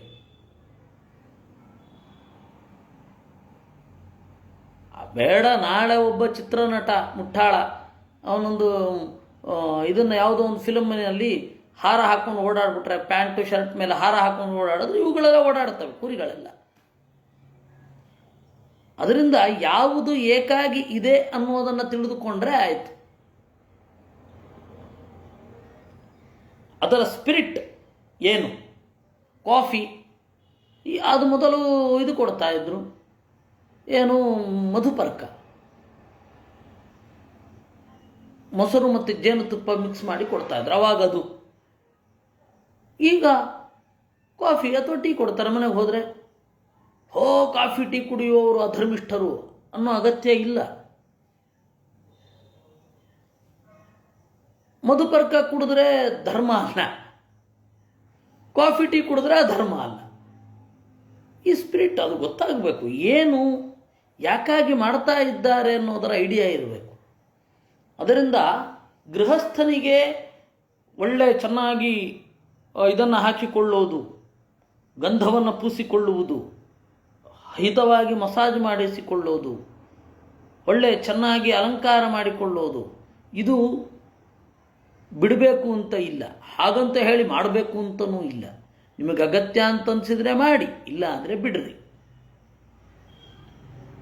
ಈ ತಟಸ್ಥ ದೃಷ್ಟಿಯಿಂದ ಒಬ್ಬ ಮಾಡಿಕೊಳ್ಬೇಕು. ಋತುಗಾಮಿಯಾಗಿದ್ದಾನೆ. ಉಷಿತ್ವೈವಂ ಗುರುಕುಲೆ ದ್ವಿಜೋಧೀತ್ಯ ಅವಬುದ್ಧ್ಯ ಚ ತ್ರಯೀಂ ಸಾಂಗೋಪನಿಷದಂ ಯಾವದರ್ಥಂ ಯಥಾಬಲಂ. ಈ ರೀತಿಯಾಗಿ ಗುರುಕುಲದಲ್ಲಿ ವಾಸ ಮಾಡಿ ಒಬ್ಬ ದ್ವಿಜ ಅಧೀತ್ಯ ಅಧ್ಯಯನ ಮಾಡಿ ಅವಬುದ್ಧ್ಯ ಚ ತಿಳಿದು ಏನನ್ನ ತ್ರಯೀಂ ಸಾಂಗೋಪನಿಷದಂ ವೇದ ಮೊದಲಾದವುಗಳನ್ನು ತಿಳಿದು ಯಾವದರ್ಥಂ ಎಷ್ಟರ್ಥ ಆಗತ್ತೋ ಅಷ್ಟು ಯಥಾಬಲಂ ಎಷ್ಟು ಬಲ ಬಲ ಅಂತಂದರೆ ತರ್ಕ ಎಷ್ಟು ತರ್ಕ ಗೋಚರ ಆಗತ್ತೋ ಅಷ್ಟು ಸಿದ್ಧಾಂತಕ್ಕೆ ಬಲ ಅಂತ ಹೇಳಿದ್ರೆ ತರ್ಕ ಎಷ್ಟು ತರ್ಕ ಮಾಡಲಿಕ್ಕಾಗತ್ತೋ ಅಷ್ಟು ಅದು ನಿರಂತರವಾಗಿ ಚಿಂತನೆ ಮಾಡ್ತಾ ಇರಬೇಕು. ಅದನ್ನು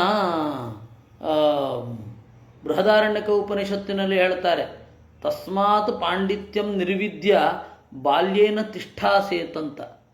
ಪಾಂಡಿತ್ಯವನ್ನು ಪಡೆದು ಬಾಲ್ಯದ ಜೊತೆಗಿರಬೇಕು.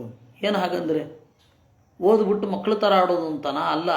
ಬಲ ಅಂದರೆ ಯುಕ್ತಿ ಬಲ. ಯುಕ್ತಿಯನ್ನು ಯಾವಾಗಲೂ ಅನುಸಂಧಾನ ಮಾಡ್ತಾ ಇರಬೇಕು. ತತ್ವವನ್ನು ತಿಳಿಯಬೇಕು. ಯುಕ್ತಿಯ ಅನುಸಂಧಾನ ಇಡೀ ಜೀವನ ಇರಬೇಕು. ಅದು ಇಡೀ ಜೀವನದ ಅಧ್ಯಯನ. ಹೀಗಾಗಿ ಯಾವದರ್ಥಂ ಯಥಾಬಲಂ ದತ್ವಾ ವರಮನುಜ್ಞಾತಃ ಗುರೋ ಕಾಮಂ ಯದೀಶ್ವರಃ ಗೃಹಂ ವನಂ ವಾ ಪ್ರವಿಶೇತ್ ಪ್ರವ್ರಜೇತ್ ತತ್ರ ವಾ ವಸೇತ್. ದತ್ವಾ ವರಮನುಜ್ಞಾತಃ ಗುರುಗಳ ಹತ್ತಿರ ವಿದ್ಯೆಯನ್ನು ಮುಗಿಸಿ ದಕ್ಷಿಣೆಯನ್ನು ಕೊಟ್ಟು ಅವರು ಏನು ಬೇಡ್ತಾರೋ ಅದನ್ನು ಶಕ್ತಿ ಇದ್ದರೆ ಕೊಡೋದು, ಕೊಡಲೇಬೇಕು ಅಂತ ನಿಯಮ ಇಲ್ಲ. ಏಕೆಂದರೆ ಒಬ್ಬ ವಿಪರೀತ ಕಾಡಿದ, ವಿಶ್ವಾಮಿತ್ರರು ಹೇಳಿದ್ರು ಬೇಡಪ್ಪ ನನಗೇನು ತೊಂದರೆ ಇಲ್ಲ, ಏನು ಕೊಡೋದು ಬೇಡ ನೀನು ಅಂತ ಹೇಳಿದ್ರು ಅವನು ಬಿಡಲಿಲ್ಲ. ಅದಕ್ಕೆ ಒಂದು ಕಿವಿ ಕಪ್ಪಾಗಿರುವ 10,000 ಕುದುರೆ ತೊಗೊಂಬ ಹೋಗಂತ ಕಳಿಸ್ಬಿಟ್ರು. ಎಲ್ಲಿಂದ ತೊಗೊಂಬರೋದು ಅವನು? ಹೇಗೋ ಕಷ್ಟಪಟ್ಟ ತಂದ. ಆ ಕಥೆಯನ್ನು ನಾವು ಮಹಾಭಾರತದ ಉದ್ಯೋಗ ಪರ್ವದಲ್ಲಿ ನೋಡುತ್ತೇವೆ. ಅದರಿಂದಾಗಿ ಶಕ್ತಿ ಇದ್ದರೆ ಕೊಡಬೇಕು, ಇಲ್ಲ ಅಂದರೆ ಅಸಂಭಾವಿತವಾದದ್ದನ್ನು ಕೇಳಿದ್ರೆ ಕಷ್ಟ. ಅದರಿಂದಾಗಿ ಯದಿ ಈಶ್ವರ ಅಂದರು ಗೃಹಂ ವನಂ ವ ಪ್ರವಿಶೇತ್, ಒಂದೋ ಗೃಹಸ್ಥನಾಗಬೇಕು, ಒಂದೋ ಅಲ್ಲಿಂದಲೇ ವಾನಪ್ರಸ್ಥನಾಗಬೇಕು, ವಾನಪ್ರಸ್ಥ ಆಗಬೇಕು, ಅಥವಾ ಅಲ್ಲಿಂದಲೇ ಬ್ರಹ್ಮಚರ್ಯವನ್ನು ಸ್ವೀಕರಿಸಬಹುದು, ಅವರವರ ಇಚ್ಛೆ ಬಂದ ಹಾಗೆ. ತತ್ರವಾ ವಸೇತ್, ಅಲ್ಲಿಯೂ ವಾಸ ಮಾಡಬಹುದು, ದೂರವೂ ವಾಸ ಮಾಡಬಹುದು, ಬ್ರಹ್ಮಚರ್ಯದಲ್ಲೇನೂ ಇರಬಹುದು.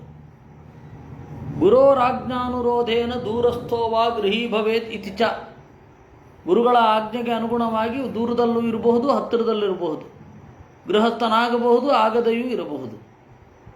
ಅವರ ಆಜ್ಞೆ. ಅಗ್ನೌ ಗುರಾವಾತ್ಮನಿ ಚ ಸರ್ವಭೂತೇಶ್ವಧೋಕ್ಷಜಂ ಭೂತೈಸ್ವಧಾಮಭಿಪಶ್ಯೇತ್ ಅಪ್ರವಿಷ್ಟಂ ಪ್ರವಿಷ್ಟವತ್. ಅಗ್ನೌ ಅಗ್ನಿಯಲ್ಲಿ, ಗುರುಗಳಲ್ಲಿ, ಆತ್ಮನಿ ತನ್ನಲ್ಲಿ, ಎಲ್ಲ ಭೂತಗಳಲ್ಲಿ, ಅಧೋಕ್ಷಜ ಪ್ರವಿಷ್ಟನೂ ಆಗಿದ್ದಾನೆ ಅಪ್ರವಿಷ್ಟನೂ ಆಗಿದ್ದಾನೆ ಅಂತ ಚಿಂತನೆ ಮಾಡಬೇಕು. ಏನು ಹಾಗಂದ್ರೆ ಅಂತ ಹೇಳಿದರೆ ಅಪ್ರವಿಷ್ಟ ಸರ್ವಗತಃ ಪ್ರವಿಷ್ಟಸ್ತು ಅನುರೂಪವಾನ್ ಏವಂ ದ್ವಿರೂಪೋ ಭಗವಾನ್ ಹರಿರೇಕೋ ಜನಾರ್ದನ ಇತಿ ಚ. ಅಪ್ರವಿಷ್ಟ ಅಂದರೆ ಎಲ್ಲ ಕಡೆ ಇದ್ದಾನೆ ಅಂತ, ಪ್ರವಿಷ್ಟ ಅಂತಂದರೆ ಆ ವಸ್ತುವಿಗೆ ಅನುಗುಣವಾಗಿ ಇದ್ದಾನೆ ಅಂತ. ಏವಂ ದ್ವಿರೂಪೋ ಭಗವಾನ್, ದೇವರು ಹೀಗೆ ಎರಡು ರೀತಿಯಾಗಿ ಇರ್ತಾನೆ ಅಂತ ಚಿಂತನೆ ಮಾಡಬೇಕು ಅಂತ. ದೇವರು ಅಂತರ್ಯಾಮಿಯೂ ಹೌದು, ಸರ್ವಗತನೂ ಹೌದು. ದೇವರು ಪ್ರತಿಬಿಂಬ, ದೇವರು ಬಿಂಬ ಅಂದರೆ ಆ ವಸ್ತುವಿನಂತೆ ಇದ್ದಾನೆ. ಆ ವಸ್ತುವಿಗೆ ಆ ತರಹದ ರೂಪ ಬರಲಿಕ್ಕೆ ದೇವರು ಕಾರಣ. ಇದು ಪ್ರವಿಷ್ಟ. ಅಪ್ರವಿಷ್ಟ, ದೇವರು ಸರ್ವತ್ರ ವ್ಯಾಪ್ತನಾಗಿದ್ದಾನೆ. ಹೀಗೆ ಅಂತರ್ಯಾಮಿಯೂ ಹೌದು, ವ್ಯಾಪ್ತನೂ ಹೌದು ಅಂತ ಚಿಂತನೆ ಮಾಡಬೇಕು. ಏವಂ ವಿಧೋ ಬ್ರಹ್ಮಚಾರಿ ವಾನಪ್ರಸ್ಥೋ ಯತಿರ್ಗೃಹಿ ಪರಂ ವಿಂದತಿ ವಿಜ್ಞಾನಂ ಪರಂ ಬ್ರಹ್ಮಾಧಿಗಚ್ಚತಿ. ಈ ರೀತಿಯಾಗಿ ಬ್ರಹ್ಮಚರ್ಯದಲ್ಲಿ ಇರಲಿ, ಯತಿಯಾಗಿ ಇರಲಿ, ವಾನಪ್ರಸ್ಥದಲ್ಲಿ ಇರಲಿ, ಗೃಹಸ್ಥನಾಗಿರಲಿ, ಅವನ ಮುಖ್ಯ ಉದ್ದೇಶ ಜ್ಞಾನದ ಕಡೆಗಿನ ಪ್ರಯಾಣ. ಮುಖ್ಯ ಉದ್ದೇಶ ಅದೇ, ಉಳಿದೆಲ್ಲ ಸೆಕೆಂಡ್ರಿ. ವಾನಪ್ರಸ್ಥಸ್ಯ ವಕ್ಷ್ಯಾಮಃ ನಿಯಮಾನ್ ಮುನಿ ಸಮ್ಮತಾನ್ ಯಾನಾತಿಷ್ಠನ್ ಮುನಿರ್ಗಚ್ಚೇತ್ ಋಷಿಲೋಕ ಮಿಹಾಂಜಸ. ಇನ್ನು ವಾನಪ್ರಸ್ಥರ ಧರ್ಮಗಳನ್ನು ನಾನು ಹೇಳ್ತೇನೆ, ಕೇಳು. ವಾನಪ್ರಸ್ಥ ಅಂತಂದರೆ ಗೃಹಸ್ಥನೇ ಮುಂದೆ ವಾನಪ್ರಸ್ಥನಾಗೋದು. ಹೆಂಡತಿ ಜೊತೆಗೆ ಬಂದರೆ ಕರ್ಕೊಂಡು ಹೋಗಬೇಕು, ಇಲ್ಲ ಅಂದರೆ ಮಕ್ಕಳ ಜೊತೆಗೆ ಬಿಟ್ಟು ಹೋಗಬೇಕು. ನಕೃಷ್ಟ ಪಚ್ಚಮಶ್ನೀಯಾತ್ ಅಕೃಷ್ಟಂ ಚಾಪ್ಯಕಾಲತಃ ಅಗ್ನಿಪಕ್ವಮಥಾಮಂ ವಾ ಅರ್ಕಪಕ್ವಮುತಾಹರೇತ್. ನಕೃಷ್ಟ ಪಚ್ಚಮಶ್ನೀಯಾತ್, ಉತ್ತು ತೆಗೆದದ್ದನ್ನು, ಬೇಯಿಸಿದ್ದನ್ನು ತಿನ್ನಲಿಕ್ಕಿಲ್ಲ ವಾನಪ್ರಸ್ಥನಾದವ. ಕಾಡಿನಲ್ಲಿ ಇರುವವ ಉತ್ತದ್ದನ್ನು ತಿನ್ನಲಿಕ್ಕಿಲ್ಲ, ಅಂದರೆ ಹಳ್ಳಿಗೆ ಬರಬೇಕಾಗತ್ತೆ, ಜನರ ಸಂಪರ್ಕ ಇರುತ್ತೆ. ಇನ್ನು ಬೇಯಿಸಿದ್ದನ್ನು ತಿನ್ನಲಿಕ್ಕಿಲ್ಲ. ಅಕೃಷ್ಟಂ ಚಾಪಿ ಅಕಾಲತಃ, ಇನ್ನು ಅಕಾಲತಃ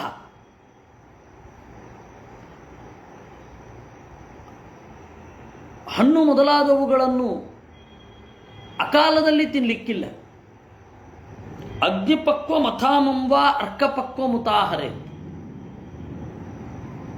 ಒಂದೋ ತನ್ನ ಅಗ್ನಿಯಲ್ಲಿ ಪಕ್ವವಾಗಿರಬೇಕು. ಅದು ಬಿದಿರ ಅಕ್ಕಿಯನ್ನು ಬೇಕಾದರೆ ತಿನ್ನಬಹುದು, ಯಾಕೆಂದರೆ ಅದು ಉತ್ತದ್ದಲ್ಲ, ಹಾಗೆ ಸಿಕ್ಕಿದ್ದು. ಅಗ್ನಿಪಕ್ವಂ ಅಥ ಆಮಂವ, ಹಸಿಯಾಗಿ ತಿನ್ನಬಹುದು ಗೆಡ್ಡೆ ಗೆಣಸುಗಳನ್ನು. ಅಥವಾ ಅರ್ಕಪಕ್ವ, ಸೂರ್ಯನ ಬಿಸಿಲಿನಿಂದ ಪಕ್ವವಾಗಿದ್ದನ್ನು ತಿನ್ನಬಹುದು. ವನ್ಯೇಶ್ಚರು ಪುರೋಡಾಶಾನ್ ನಿರ್ವಪೆ ನಿತ್ಯಚೋದಿತಾನ್ ಲಬ್ಧೇ ನವೇನ್ನಾದ್ಯೇ ಪುರಾಣಂ ತು ಪರಿತ್ಯಜೇತ್. ವನ್ಯೈಶ್ಚರು ಪುರೋಡಾಶೈ, ಅವನು ಏನು ಮಾಡ್ಕೊಳ್ಳೋದಾದರೂ ಕೂಡ, ದೇವರಿಗೆ ಏನು ಅರ್ಪಣೆ ಮಾಡೋದಾದರೂ ಕೂಡ ವನ್ಯ, ಯಾವುದು ಕಾಡಿನಲ್ಲಿ ಸಿಗುತ್ತದೋ ಅದು. ಅದರಿಂದಲೇ, ಇಲ್ಲಾಂದರೆ ವಾನಪ್ರಸ್ಥ ಹೇಗಾಗ್ತಾನೆ? ಕಾಡಿನಲ್ಲಿ ಹೋಗಿ ನಾಡಿನ ಸೌಲಭ್ಯಗಳನ್ನು ಪಡಿತೀರಾದರೆ ಅದರ ಅಗತ್ಯವೇ ಇಲ್ಲ. ನಿರ್ವಪೆ ನಿತ್ಯ ಚೋದಿತಾನ್ ಲಬ್ಧೇ ನವೇ ಅನ್ನಾದ್ಯೆ, ಹೊಸ ಅನ್ನವನ್ನು ಪಡ್ಕೊಂಡಾಗ ಹಳೆಯದನ್ನು ನೀವು ತ್ಯಾಗ ಮಾಡಬಹುದು. ಅಂದರೆ ತಾತ್ಪರ್ಯ ಏನು? ಅದು ಫ್ರೆಶ್ ಆಗಿರಬೇಕು, ಹಳೆಯದನ್ನು ಇಟ್ಕೊಳ್ಬೇಡಿ, ಬಿಟ್ಬಿಡಿ. ಯಾಕೆಂದರೆ ಅದನ್ನು ರಕ್ಷಿಸಬೇಕು ಅಂತಾದರೆ ನೀವು ನಾಡಿನ ಏರ್ಪಾಡುಗಳನ್ನೆಲ್ಲ ತಂದುಬಿಡಬೇಕಾಗತ್ತೆ, ಒಂದು ಪೆಟ್ಟಿಗೆ ಬೇಕಾಗತ್ತೆ, ಇತ್ಯಾದಿ ಇತ್ಯಾದಿಗಳು. ಇದರ ಮಧ್ಯದಲ್ಲಿ ನಮ್ಮ ದಿಲೀಪ ರತ್ನಾಕರರ ಪ್ರಶ್ನೆ, ಕೇವಲ ಹೆಂಡತಿ ವಾನಪ್ರಸ್ಥಕ್ಕೆ ಹೋಗುವ ಅವಕಾಶ ಇದೆಯಾ ಅಂತ. ಇದೆ, ಹೋಗ್ಬೋದೇನು ತೊಂದರೆ ಇಲ್ಲ, ಹೋಗಬಾರದು ಅಂತೇನಿಲ್ಲ, ವಯಸ್ಸಾಗಿರ್ಬೇಕಷ್ಟೇ ಅವಳಿಗೆ. ಯಾಕೆ ವಯಸ್ಸಾಗಿರಬೇಕು ಅಂತ ಹೇಳೋದು ಅಂತಾದರೆ, ಮನೆಯ ಕೆಲಸದ ಜವಾಬ್ದಾರಿ, ಮಕ್ಕಳನ್ನು ನೋಡಿಕೊಳ್ಳುವ ಜವಾಬ್ದಾರಿ ಹೆಣ್ಣಿನದ್ದು. ಅದನ್ನು ಅವಳು ಮಾಡದೇನೆ ಹೋಗಲಿಕ್ಕಿಲ್ಲ ವಾನಪ್ರಸ್ಥಕ್ಕೆ. ಇವನು ಕೂಡ ಚಿಕ್ಕ ವಯಸ್ಸಿನಲ್ಲಿ ಹೋಗಲಿಕ್ಕಿಲ್ವೇ ಇಲ್ಲ. ಮಕ್ಕಳು ಬೆಳೆದು ದೊಡ್ಡವರಾಗಿ ಅವರ ಕರ್ತವ್ಯಗಳನ್ನು ಅವರು ಮಾಡ್ತಾರೆ ಅಂತ ಭರವಸೆ ಇದ್ದ ಮೇಲಲ್ವಾ ಹೋಗೋದು. ಅದಕ್ಕಿಂತ ಮೊದಲು ವಾನಪ್ರಸ್ಥಕ್ಕೆ ಹೋಗಲಿಕ್ಕಿಲ್ಲ. ಸನ್ಯಾಸಕ್ಕೆ ಯಾವಾಗ ಬೇಕಾದರೂ ಹೋಗಬಹುದು. ಹೆಣ್ಣು ಕೂಡ ಸನ್ಯಾಸ ತೆಗೆದುಕೊಳ್ಳುವ ಸಾಧ್ಯತೆಗಳಿದೆ. ಆದರೆ ಹೆಣ್ಣು ಗಂಡ ಹೋದ ಮೇಲೆ ಸನ್ಯಾಸಿನಿಯೇ ಅವಳು. ಗಂಡ ಹೋದ ಮೇಲೆ ಸನ್ಯಾಸಿನಿಯೇ, ಮತ್ತಿನ್ನೇನು. ಆದರೆ ಒಂದು ಕರ್ತವ್ಯ ಏನಾದರೂ ಇದ್ದರೆ ಅದನ್ನು ಪೂರೈಸಬೇಕಷ್ಟೆ. ಇರೋದು ಹಾಗೆ, ಬೇರೆ ಅಲ್ಲ. ಇನ್ನು ಗಂಡ ವಿಪರೀತ ಆಸಕ್ತನಾಗಿರ್ತಾನೆ, ಅವನಿಗೆ ವಿರಕ್ತಿಯೇ ಬಂದಿರೋಲ್ಲ, ಹೆಂಡತಿಗೆ ವಿರಕ್ತಿ ಬಂದಿರುತ್ತೆ. ಆ ಆಪ್ಷನನ್ನು ನೀವು ಕೇಳ್ತಾ ಇರೋದು. ಇವಾಗ ವಾನಪ್ರಸ್ಥಕ್ಕೆ ಹೋಗಲಿಕ್ಕಾಗಲ್ಲ. ಯಾಕೆ ಅಂದರೆ ಕಾಡಿನಲ್ಲಿ ನಕ್ಸಲರು ಸೇರ್ಕೊಂಡ್ಬಿಟ್ಟಿದ್ದಾರೆ, ಅದೇ ದೊಡ್ಡ ಪ್ರಾಬ್ಲಮ್. ಅವಾಗಲೂ ರಾಕ್ಷಸರಿದ್ದರು ಬಿಡಿ, ಅವಾಗಲೂ ಕೂಡ ಕಾಡಿನಲ್ಲಿ ರಾಕ್ಷಸರು ಇರ್ತಿದ್ರು. ತಾತ್ಪರ್ಯ ಇಷ್ಟೇ, ಮನೆವಾಳ್ತೆಯಿಂದ ವಿರಕ್ತರಾಗಿ ಎಷ್ಟು ಬೇಕೋ ಅಷ್ಟು ಇವತ್ತು ಕಾಂಕ್ರೀಟ್ ಕಾಡಿನಲ್ಲೂ ಇರಬಹುದು. ಸ್ಪಿರಿಟ್ ಅದೇ. ಯಾವಾಗ ಗಂಡು ವಿಪರೀತ ಆಸಕ್ತನಾಗಿ ಇರ್ತಾನೆ, ಆವಾಗ ಹೆಣ್ಣು ನಾನು ವಿರಕ್ತಳಾಗಿರಬೇಕು ಅಂತ ಇದ್ದರೆ ಮಕ್ಕಳು ಅದಕ್ಕೆ ವ್ಯವಸ್ಥೆ ಮಾಡಿ ಕೊಡಬೇಕು. ಗಂಡು ವಿಪರೀತ ಆಸಕ್ತ, ಹೆಣ್ಣು ವಿರಕ್ತೆ. ಅಂತಹ ಒಂದು ಪ್ರಸಂಗ ಬಂದರೆ ಮಕ್ಕಳು ಮೆಚೂರ್ಡ್ ಆಗಿ ಯೋಚನೆ ಮಾಡಿ ಕೊಡಬೇಕು. ಆಯ್ತಪ್ಪ ಅಂತ ಹೇಳಿ, ಆಯಿತು ನೀನು ನಿನ್ನ ಸಾಧನೆಯನ್ನು ಮಾಡಿಕೋ ಅಂತ. ವಸ್ತುತಃ ಆ ತರಹ ಇದ್ದೇ ಇರುತ್ತೆ. ಈಗ ಗಂಡಿಗೆ ಶಾಸ್ತ್ರದಲ್ಲಿ ಆಸಕ್ತಿ ಇರಲ್ಲ, ಹೆಣ್ಣು ಮಾತ್ರ ಕೇವಲ ಕೇಳ್ತಾ ಅದರಂತೆ ಚಿಂತನೆ ಮಾಡ್ತಾ ಇದ್ದರೆ ಅದು ವಾನಪ್ರಸ್ಥವೇ. ಗಂಡು ಹೆಣ್ಣಿಗೂ ಇಬ್ರಿಗೂ ಆಯಿತು, ಅದು ವಾನಪ್ರಸ್ಥವೇ. ಹೆಂಡತಿ ರಕ್ತಳಾಗಿರ್ತಾಳೆ, ಅವಳಿಗೆ ಆಸಕ್ತಿ ಇಲ್ಲ, ಗಂಡ ವಿರಕ್ತನಾಗಿರ್ತಾನೆ, ಅವನು ಶಾಸ್ತ್ರಾದಿಗಳನ್ನು ಚಿಂತನೆ ಮಾಡ್ತಾನೆ, ಅದು ಒಂದು ರೀತಿ ವಾನಪ್ರಸ್ಥವೇ. ಅದರಿಂದ ಈಗ ವಾನಪ್ರಸ್ಥ ಔಟ್ಡೇಟೆಡ್, ಈಗ ವಾನಪ್ರಸ್ಥ ಮಾಡಲಿಕ್ಕೆ ಆಗೋಲ್ಲ. ಮನೆಯಲ್ಲಿಯೇ ಇದ್ದು ಈ ಸಂಸಾರದ ಜಂಜಡಗಳಿಂದ, ಕರ್ತವ್ಯಗಳಿಂದ, ಮನೆವಾಳ್ತೆಗಳಿಂದ ಬೇಕಾದರೆ ದೂರ ಉಳಿಬಹುದು, ಇಲ್ಲ ಅಂದರೆ ಇಲ್ಲ. ಇರೋ ಅಂಥದ್ದು ಹೀಗೆ. ಅದರಿಂದಾಗಿ ವನ್ಯೈಶ್ಚರು ಪುರೋಡಾಚಾನ್, ಹೆಂಡತಿ ವಾನಪ್ರಸ್ಥಕ್ಕೆ ಹೋಗುವ ಅವಕಾಶ ಇದೆಯಾ ಅಂದರೆ ಇವಾಗ ಹೋಗಲಿಕ್ಕೆ ಆಗಲ್ಲ, ವಾನಪ್ರಸ್ಥದಲ್ಲಿ ಮನಸ್ಸಿನಿಂದ ಇರಬಹುದು. ಹಿಂದೆ ಆ ತರಹದ ಪ್ರಸಂಗಗಳು ನಮಗೆ ಕಾಣುತ್ತೆ. ಅವಳು ಹೋಗಿ ಕೇವಲ ಅವಳೊಬ್ಬಳೇ ಹೋಗಿ ಜಪ ಮಾಡ್ತಾ ಇದ್ದದ್ದನ್ನು, ಚಿಂತನೆ ಮಾಡ್ತಾ ಇದ್ದದ್ದನ್ನು ವೃದ್ಧ ತಾಪಸಗಳಲ್ಲಿ ನಾವು ಕಾಣ್ತೇವೆ. ಮುಂದೆ ವೃದ್ಧ ಪತಿವ್ರತಾ ಕಥಾ ಅಂತ ಹೇಳಿ ಒಂದಿದೆ, ವೃದ್ಧ ಕನ್ಯೋಪಾಖ್ಯಾನ ಅಂತ ಹೇಳಿ ಶಾಂತಿ ಪರ್ವದಲ್ಲಿ ಬರುತ್ತದು, ವೃದ್ಧ ಕನ್ಯೋಪಾಖ್ಯಾನ ಅಂತ ಹೇಳಿ. ಹೀಗೆ ಬೇರೆ ಬೇರೆ ಕಡೆ ಇದೆ. ಆಮೇಲೆ ನಮ್ಮ ಬೇರೆ ಬೇರೆ ಪುರಾಣಾದಿಗಳಲ್ಲಿ ಕಾಣುತ್ತೆ, ವೃದ್ಧ ತಪಸ್ವಿನಿಯ ಕಥೆ ಕಾಣುತ್ತೆ. ಬ್ರಹ್ಮಚರ್ಯದಲ್ಲಿ ಕೇವಲ ಹೆಣ್ಣು ಇದ್ದು ತಪಸ್ಸು ಮಾಡುವಂಥದ್ದು ನಾವು ಸ್ವಯಂ ಪ್ರಭಾ ಉಪಾಖ್ಯಾನದಲ್ಲಿ ಕಾಣುತ್ತೇವೆ. ರಾಮಾಯಣದಲ್ಲಿ ಒಬ್ಬಳು ಬರ್ತಾಳೆ. ಹೀಗಾಗಿ ಎಲ್ಲ ತರಹದ ಸಾಧ್ಯತೆಗಳೂ ಇರ್ತದೆ. ಆವಾಗ ಹೆಚ್ಚು ಮೆಚ್ಯೂರ್ಡು, ಈ ತರಹ ಅಪ್ರಬುದ್ಧರಾಗಿ ಆಡ್ತಾ ಇರಲಿಲ್ಲ. ಹೆಣ್ಣು ಕೇವಲ ಭೋಗದ ದೃಷ್ಟಿಕೋನದಲ್ಲಿ ಅಂತ ನೋಡ್ತಾ ಇರಲಿಲ್ಲ. ಆವಾಗ ಮಧ್ಯಕಾಲದಲ್ಲಿ ಅದು ಶುರು ಆಯಿತು. ಪ್ರಾಚೀನರಲ್ಲಿ ಕೇವಲ ಹೆಣ್ಣು ಭೋಗದ ದೃಷ್ಟಿ ಅಂತ ನೋಡ್ತಾನೆ ಇರಲಿಲ್ಲ ರೀ, ಅವಳಿಗೊಂದು ವ್ಯಕ್ತಿತ್ವ ಇದೆ ಅಂತಲೇ ನೋಡ್ತಾ ಇದ್ದದ್ದು. ಈ ಮುಸಲ್ಮಾನರ ಪ್ರವೇಶದಿಂದ ಹೆಣ್ಣು ಅಂದರೆ ಕೇವಲ ಭೋಗದ ದೃಷ್ಟಿ. ಅದರಿಂದಾಗಿ ಈ ವಿಕೃತಿಗಳೆಲ್ಲ ಆಗ್ತಾ ಇರೋದು. ಇದನ್ನ ಈ ಸ್ತ್ರೀವಾದಿಗಳು ಇವ್ರ ಮೇಲೆ ಹಾಕ್ತಾರೆ, ಪ್ರಾಚೀನರ ಮೇಲೆ ಹಾಕ್ತಾರೆ. ಒಂದು ನಿಮಿಷ, ನಾನು ಇದು ಆನ್ ಮಾಡ್ಕೊಂಡು ಮತ್ತೆ ಬರ್ತೇನೆ. ಏನಂತಾರೆ, ವೈಫೈ ಆನ್ ಮಾಡ್ಕೊಂಡು ಮತ್ತೆ ಬರ್ತೇನೆ. ಒಂದು 5 ನಿಮಿಷ ವೈಫೈ ಆನ್ ಮಾಡ್ತೇನೆ.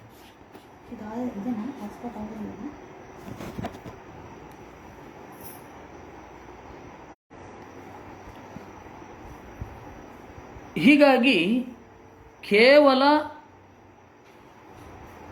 ಒಬ್ಬಳು ವಾನಪ್ರಸ್ಥಕ್ಕಾಗಲಿ ಬ್ರಹ್ಮಚರ್ಯಕ್ಕಾಗಲಿ ಅವಳು ಪ್ರವೇಶ ಮಾಡಬಹುದಿತ್ತು.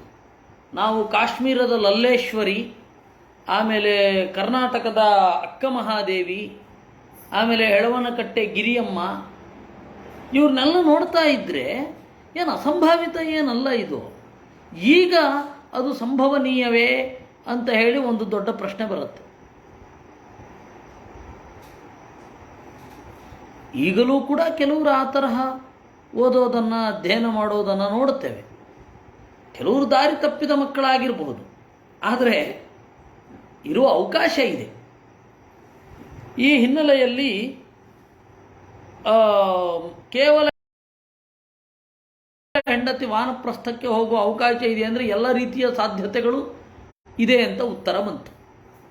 ನಮ್ಮ ಪ್ರಾಚೀನ ಭಾರತದ ಸಿಸ್ಟಮ್ ಏನಿತ್ತು, ಇಟ್ ವಾಸ್ ಕ್ವೈಟ್ ಮೆಚ್ಯೂರ್ಡ್, ಬಹಳ ಮೆಚೂರ್ ಆದ ವ್ಯವಸ್ಥೆ. ಅಜ್ಞರ್ಥಮೇವ ಶರಣಂ ಉಟಜಂ ವಾ ಅದ್ರಿಕಂದರಂ ಶ್ರಯೇತ ಹಿಮವಾಯುವಗ್ನಿ ವರ್ಷಾರ್ಕ ತಪನಾನ್ ಸ್ವಯಂ. ಇನ್ನು ವಾನಪ್ರಸ್ಥ ಕುಟಿಯನ್ನು ಕಟ್ಟಿಕೊಳ್ಳಬಹುದು, ಗುಡಿಸಲು. ಯಾಕೆ ಅಂದರೆ ಅಜ್ಞರ್ಥಮೇವ, ಅಗ್ನಿಯ ರಕ್ಷಣೆಗಾಗಿ, ತನಗಲ್ಲ. ಇಲ್ಲ ಗುಡಿಸಲು ಕಟ್ಟಲಿಕ್ಕಾಗಲ್ಲ ಅಂದರೆ ಅದ್ರಿಕಂದರಂ, ಒಂದು ಬೆಟ್ಟದ ತುದಿಯನ್ನು, ಬೆಟ್ಟದ ಗುಹೆಯನ್ನು ಆರಿಸಿಕೊಳ್ಳಬಹುದು. ಶ್ರಯೇತ ಹಿಮವಾಯುವಗ್ನಿ ವರ್ಷಾರ್ಕ ತಪನಾನ್ ಸ್ವಯಂ. ತಾನು ಚಳಿಯಲ್ಲಿ ನಡುಗಬೇಕು, ಗಾಳಿಗೆ ಮೈಯೊಡ್ಡಬೇಕು, ಮಳೆಗೆ ಮೈಯೊಡ್ಡಬಹುದು, ಬಿಸಿಲಿಗೆ ಮೈಯೊಡ್ಡಬಹುದು, ತನಗೆ ಶಕ್ತಿ ಇದ್ದರೆ. ಅದು ಒತ್ತಾಯ ಅಲ್ಲ, ಹಾಗೂ ಮಾಡಬಹುದು. ಕೇಶ ರೋಮ ನಖಶ್ಮಶ್ರು ಲೋಮಾನಿ ಜಟಿಲೋ ದಧತ್ ಕಮಂಡಲ್ ವಜಿನೇದಂಡ ವಲ್ಕಲಾಗ್ನಿ ಪರಿಚ್ಛದಾನ್. ಕೂದಲನ್ನು ಕತ್ತರಿಸುವ ಹಾಗೆ ಇಲ್ಲ ವಾನಪ್ರಸ್ಥರು, ರೋಮ ಕತ್ತರಿಸುವ ಹಾಗೆ ಇಲ್ಲ, ಉಗುರು ಕತ್ತರಿಸುವ ಹಾಗೆ ಇಲ್ಲ, ಗಡ್ಡ ಕತ್ತರಿಸಿಕೊಳ್ಳುವ ಹಾಗೆ ಇಲ್ಲ, ಜಟೆ ಬಿಟ್ಟಿರಬೇಕು ಚಂದ ಮಾಡಿ ಬಾಚಿ. ಕಮಂಡಲ್ ವಜನೆ, ಕಮಂಡಲು ಮತ್ತು ಕೃಷ್ಣಾರ್ಜುನ. ದಂಡ ವಲ್ಕಲಾಗ್ನಿ ಪರಿಚ್ಛದಾನ್, ದಂಡ ವಲ್ಕಲ ಅಂತಂದರೆ ಚೀರ, ಇನ್ನು ಅಗ್ನಿ ಪರಿಚ್ಛದಾನ, ಸಮಿತ್ತು ಮೊದಲಾದವುಗಳು ಇಟ್ಕೊಂಡಿರಬೇಕು. ಚರೇ ಧ್ವನೇ ದ್ವಾದಶಾಬ್ದಾನ್ ಅಷ್ಟೌವ ಚತುರೋ ಮುನಿ ದ್ವಾವೇಕಂ ಚ ಯಥಾ ಬುದ್ಧಿ ನ ವಿಪದ್ಯೇತ ಕೃಚ್ಛರತಃ. 12 ವರ್ಷ ವಾಸ ಮಾಡಬಹುದು ಕಾಡಿನಲ್ಲಿ, 8 ವರ್ಷ, 4 ವರ್ಷ, 2 ವರ್ಷ, 1 ವರ್ಷ. ಯಾಕೆಂದರೆ ಆ ವಿಪರೀತ ವ್ರತಕ್ಕೆ ಬುದ್ಧಿ ಕೆಟ್ಟೋಗದ ಹಾಗೆ ನೋಡಿಕೊಳ್ಬೇಕು. ಅದರಿಂದಾಗಿ ವಾನಪ್ರಸ್ಥ ಹಳ್ಳಿಗೆ ಬರಬಹುದು, ಆದರೆ ವ್ರತದೀಕ್ಷೆಯನ್ನು ವಿಸರ್ಜನೆ ಮಾಡಬೇಕು. ಬುದ್ಧಿ ಕೆಟ್ಟೋಗಬಾರದು, ಅದು ಮುಖ್ಯ. ನವಿಪದ್ಯೇತ ಕೃಚ್ಛರತಃ, ಕೃಚ್ಛರತಃ ಕಷ್ಟದಿಂದ, ಬುದ್ಧಿ ನವಿಪದ್ಯೇತ, ಏಕೆಂದರೆ ಜ್ಞಾನಕ್ಕಾಗಿ ಆ ಬುದ್ಧಿ ಇರೋದು. ಆ ಬುದ್ಧಿಯನ್ನೇ ಹಾಳು ಮಾಡ್ಕೊಂಡು ಬಿಟ್ರೆ, ಯದಾ ಕಲ್ಯ ಸ್ವಕ್ರಿಯಾಯಾಂ ವ್ಯಾಧಿಭಿರ್ಜಲಯೋತವ ಆನ್ವೀಕ್ಷಿಕ್ಯಾಂಚ ವಿದ್ಯಾಯಾಂ ಕುರ್ಯಾದನಚನಾಧಿಕಂ. ತನ್ನ ಕ್ರಿಯೆ ಅದನ್ನು ಮಾಡ್ಕೊಳ್ಳಿಕ್ಕಾಗಲಿಲ್ಲ ಅಂದರೆ ವಾನಪ್ರಸ್ಥ ಆತ್ಮಹತ್ಯೆ ಮಾಡ್ಕೊಳ್ಳಿಕ್ಕೆ ಅವಕಾಶ ಇದೆ. ಶರಭಂಗ ಋಷಿ ಹಾಗೆ ಮಾಡಿಕೊಂಡದ್ದು. ಶರಭಂಗ ಅಂತನ್ನುವ ಋಷಿ ರಾಮನ ಬರುವಿಕೆಯನ್ನು ಕಾಯ್ತಾ, ರಾಮ ಬಂದು ಕೂಡಲೇ ರಾಮನಿಂದ ಅನುಮತಿಯನ್ನು ಪಡೆದು ರಾಮನ ಎದುರುಗಡೆ ಅಗ್ನಿಗೆ ಹಾರಿಕೊಂಡ. ಯಾಕೆ ಅಂತಂದರೆ ಏನು ಕ್ರಿಯೆಯೇ ಮಾಡಲಿಕ್ಕಾಗ್ತಾ ಇಲ್ಲ, ಯಾಕಿರಬೇಕು? ಈ ದೇಹ ಅನ್ನೋದರಿಂದ ಯಾವ ಅನುಷ್ಠಾನವನ್ನು ಮಾಡಲಿಕ್ಕಾಗದೇ ಹೋದಾಗ ಯಾಕೆ ಬದುಕಿರಬೇಕು ಅಂತ ಅನ್ನಿಸಿತು ಅವನಿಗೆ. ವ್ಯಾಧಿಭಿ, ರೋಗದಿಂದ, ಉತ ಜರಯ, ಮುಪ್ಪಿನಿಂದ, ಅಥವಾ ಆನ್ವೀಕ್ಷಿಕ್ಯಾಂಚ ವಿದ್ಯಾಯಾಮ್, ಜ್ಞಾನ ಇಲ್ಲ ಅಂದರೆ, ಶಾಸ್ತ್ರೀಯವಾಗಿ ನಮಗೆ ಬೇಕಾದದ್ದು ಜ್ಞಾನ, ಶಾಸ್ತ್ರೀಯವಾದ ಜ್ಞಾನವೇ ಬೇಕು. ನಮಗೆ ವಿಪರೀತ ಕಷ್ಟಪಡ್ತಾ, ಮುಪ್ಪಿನಿಂದಾಗಿ, ರೋಗದಿಂದ ಜ್ಞಾನದ ಅನುಸಂಧಾನ ಇಲ್ಲ ಅಂತಂದರೆ ಯಾಕೆ ಬದುಕಿರಬೇಕು? ತ್ಯಾಗ ಮಾಡಬೇಕಷ್ಟೇ.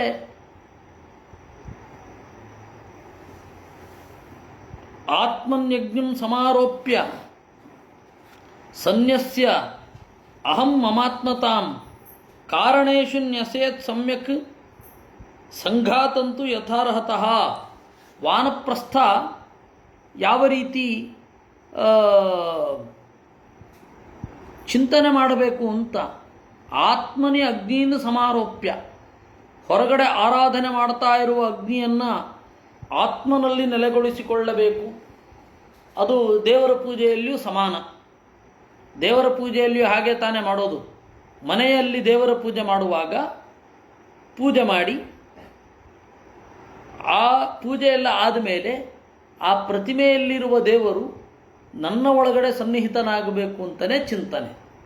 ನನ್ನ ಒಳಗಡೆ ಇದ್ದ ದೇವರು ಪ್ರತಿಮೆಯ ಒಳಗಡೆ ಬಂದು ಸನ್ನಿಹಿತನಾಗಬೇಕು, ಅವನನ್ನು ನಾನು ಪೂಜೆ ಮಾಡ್ತೇನೆ. ಅಂತರ್ಯಾಮಿಯನ್ನು ನೇರವಾಗಿ ಪೂಜೆ ಮಾಡಿದ್ರೆ ಪ್ರತಿಮಾ ಪೂಜೆ ಬೇಡ, ಅದು ಆಗಲ್ಲ ಅಂತಲೇ ನನ್ನ ಒಳಗಡೆ ಇರುವಂತಹ ದೇವರನ್ನು ಪ್ರತಿಮೆಯಲ್ಲಿ ಆವಾಹನೆ ಮಾಡಿ, ಪ್ರತಿಮೆಯಲ್ಲಿ ಪೂಜೆ ಸಲ್ಲಿಸಿ, ಪೂಜೆಯ ಕಡೆಗೆ ಆ ಪ್ರತಿಮೆಯಲ್ಲಿರುವ ದೇವರನ್ನು ತನ್ನ ಒಳಗಡೆ ಆವಾಹಿಸಿಕೊಳ್ಳೋದು. ಹೀಗೆ ಇರುವಂಥದ್ದು. ಅದರಿಂದಾಗಿ ವಾನಪ್ರಸ್ಥನಾದವ ಅಗ್ನಿಯನ್ನು ತನ್ನ ಒಳಗಡೆ ಆವಾಹಿಸಿಕೊಳ್ಳಬೇಕು.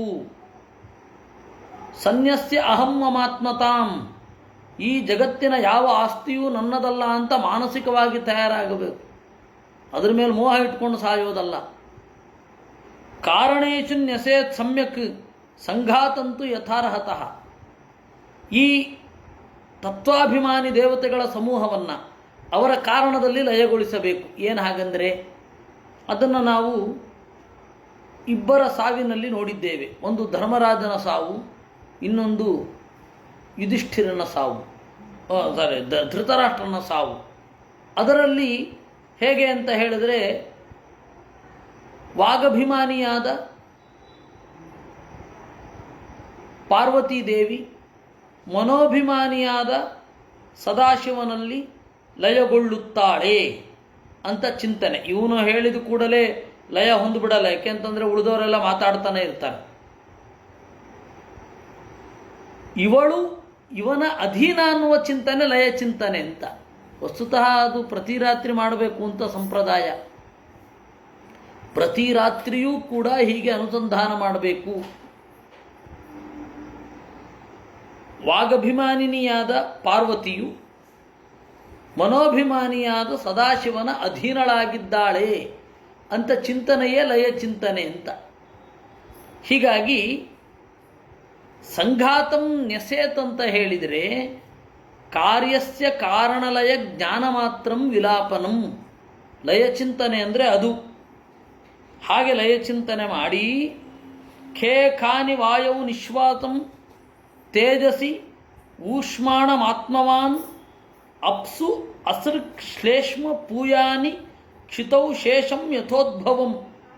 ಖೇ ಖಾನಿ ಇಂದ್ರಿಯಗಳಲ್ಲಿ, ಇಂದ್ರಿಯಾಭಿಮಾನಿ ದೇವತೆಗಳಲ್ಲಿ ತನ್ನ ಇಂದ್ರಿಯಗಳನ್ನು, ಉಸಿರಾಟವನ್ನು ಮುಖ್ಯ ಪ್ರಾಣನಲ್ಲಿ, ತೇಜಸಿ ಊಷ್ಮಾಣ ದೇಹದಲ್ಲಿರುವ ಟೆಂಪ್ರೇಚರ್ನ ಅಗ್ನಿಯಲ್ಲಿ, ಅಪ್ಸು ಅಸೃಕ್ ಶ್ಲೇಷ್ಮ ಪೂಯಾನಿ